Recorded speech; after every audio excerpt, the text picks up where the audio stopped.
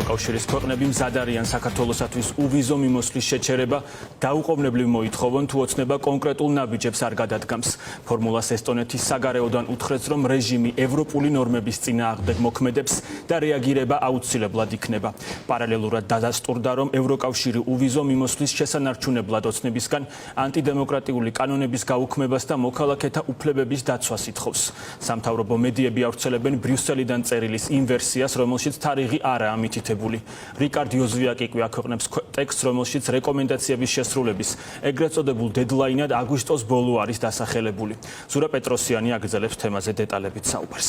ლუკა, დავიწყოთ ორი წერილით და ორი ინტერპრეტაციით. ამ შემთხვევაში გვაქვს უпростоრად ქართულ ოცნებას აქვს იმის შესაძლებლობა, რომ ეს გამოიყენოს თავისი პროპაგანდისტული მიზნებისთვის. მოკლედ ერთ-ერთი წერილი, რომელიც იყო მანამდე გავრცელებული ქართული ოცნების მიერ კონტროლირებად მედიაში, ის არის ადრესირებული მაკა ბოჭორიშვილის მიმართ, ანუ ეგრეთ წოდებული საგარეო საქმეთა მინისტრის. მეორე კი სულ ცოტა ხნის წინ გამოაქვეყნა რადიო თავისუფლების ჟურნალისტმა რიკარდ ჟოზვიაკმა. ამ შემთხვევაში ადრესატი არის ვახტანგ მახარობლიშვილი, რომელიც ამ ეტაპზე წარმოადგენს საქართველოს ბელგიის სამეფოში და ასევე არის ოფიციალური წარმომადგენელი ევროკავშირის საკითხებში. ეს ამ განსხვავების გარდა ძირითადი განსხვავება ამ ორ წერილს შორის არის სწორედ ეგრეთ წოდებული დედლაინი, ანუ თარიღი, როდემდე უნდა მოხდეს შესრულება იმ წინაპირობების და იმ ამოცანების, რომელიც დაუსვა ქართულ ოცნებას ბრიუსელმა. ამ შემთხვევაში უნდა ითქვას, რომ იმ წერილის ვერსიას, რომელსაც რადიო თავისუფლების ჟურნალისტი ავრცელებს, ამ წერილში არის მითითებული სწორედ აგვისტოს ბოლო. რაც შეეხება წერილის იმ ვერსიას, რომელიც საზოგადოებრივმა მაუწყებელმა გაავრცელა, იქ არანაირი მსგავსი თარიღი არ არის მითითებული. რაც შეეხება თავად პუნქტებს, ეს პუნქტებიც არის ცნობილი და ნამდვილად დოკუმენტში არის მითითებული 8 პუნქტი, რომელთაგანაც ყველაზე მნიშვნელოვანი მაინც არის პირველი პუნქტი, რომელზეც გააკეთა სწორება და აქცენტი და ხაზი გაუსვა სწორედ კაია კალასმა გუშინდელ თავის გამოსვლაში ბრიფინგის დროს, ვინაიდან ეს პუნქტი მოიცავს სწორედ იმ ძირითად დარღვევებს, რომელზეც დგას დღეს ქართული ოცნების რეჟიმი. ეს არის ადამიანის უფლებების უხეში დარღვევა, დემონსტრანტების დარბევა, პოლიტიკური პატიმრების თემა და ასე შემდეგ. ყველაფერი ეს შეიძლება იყოს გაერთიანებული სწორედ ამ პუნქტში, თუმცა ეს პუნქტი დღეს მმართველი გუნდისთვის საინტერესო ნამდვილად არ აღმოჩნდა. ის აპელირებს მეორე პუნქტზე, სადაც არის საუბარი იმაზე, რომ უნდა იყოს ქვეყანაში ადამიანის უფლებები დაცული, მათ შორის უმცირესობების უფლებები და სწორედ ეს თემა გამოიყენა დღეს მმართველმა გუნდმა იმისთვის, რომ გაევრცელებინა თავისი პროპაგანდა. ამ შემთხვევაში ის ამბობს, რომ ბრიუსელი ითხოვს ვიზა ლიბერალიზაციის სანაცვლოდ ოჯახური სიწმინდეების, ეგრეთ წოდებული სიწმინდეების დათმობას.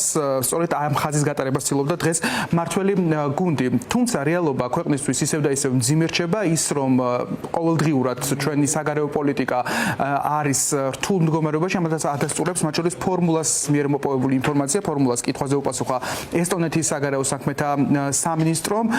ჩვენს მიერ მიღებულ წერილში ღიად არის ნათქვამი, რომ თუ ქართული ოცნება ისევ გააგრძელებს ამ დემოკრატიულ უკუსლას, მაშინ ესტონეთიც მოითხოვს სწორედ ვიზა ლიბერალიზაციის შეჩერებას. გარდა ამისა, დღეს განცხადება გააკეთა ასევე პიტერ ფიშერმა, რომელიც გერმანიის დიპლომატი არის ჩვენს ქვეყანაში. ისიც ამბობს, რომ ფაქტობრივად ისტორიულ მინიმუმზე არის ჩვენი ქვეყნისა და გერმანიის ურთიერთობა და პარტნიორობა, რის მიზეზიც არის სწორედ ის ანტიდემოკრატიული ნაბიჯები, რომელიც ყოველდღიურად იდგმება ბიძინა ივანიშვილის გუნდის მიერ.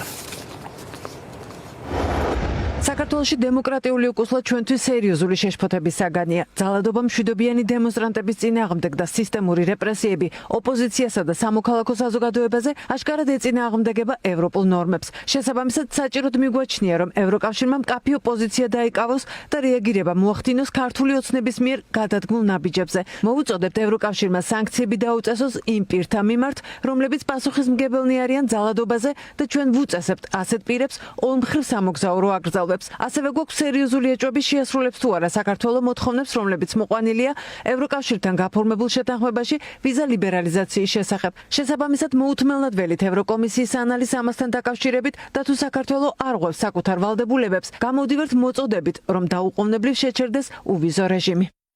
Since the beginning of 2024 წლის დასაწყისიდან საქართველოს ევროკავშირში შორდება. აშკარაა, რომ ეს საქართველოს მთავრობის გადაწყვეტილებით ხდება. თან შორდება დიდი სისწრაფით ყველა ძირითად ასპექტში. ევროკავშირთან და გერმანიასთან ურთიერთობა დიდ კრიზისშია. ამ კრიზისიდან გამოსავლის გასაღები აქვს მხოლოდ საქართველოს. ჩვენ საქართველოს კარგი სანდო პარტნიორები ვიყავით დამოუკიდებლობის მოპოვებიდან და გსურს გავაგრძელოთ პარტნიორობა. თუმცა მხოლოდ იმ შემთხვევაში, თუ საქართველოსაც სურს იყოს კარგი პარტნიორი. ოვიზო რეჟიმი პრივილეგიაა, რომელიც დამოკიდებულია გარკვეულ პირობებზე და ევროკომისიამ ახლა კითხა საქართველოს, კვლავ სრულდება თუ არა ეს პირობები. ვნახოთ რა იქნება საქართველოს მთავრობის პასუხი და მივიღებთ შესაბამის ზომებს. ჩვენ გავუგზავნეთ საქართველოს მთავრობას წერილი, რომელიც ოვიზო მიმოსვლის რეჟიმს ეხება. არის სალკეული პირობები, რომელთანაც ისინი თანხმედრაში უნდა მოვიდნენ. თუ ეს პირობები არ იქნება შესრულებული დათქმულ ვადებში, მაშინ მოგვიწევს შევაჩეროთ ოვიზო მიმოსვლის რეჟიმი.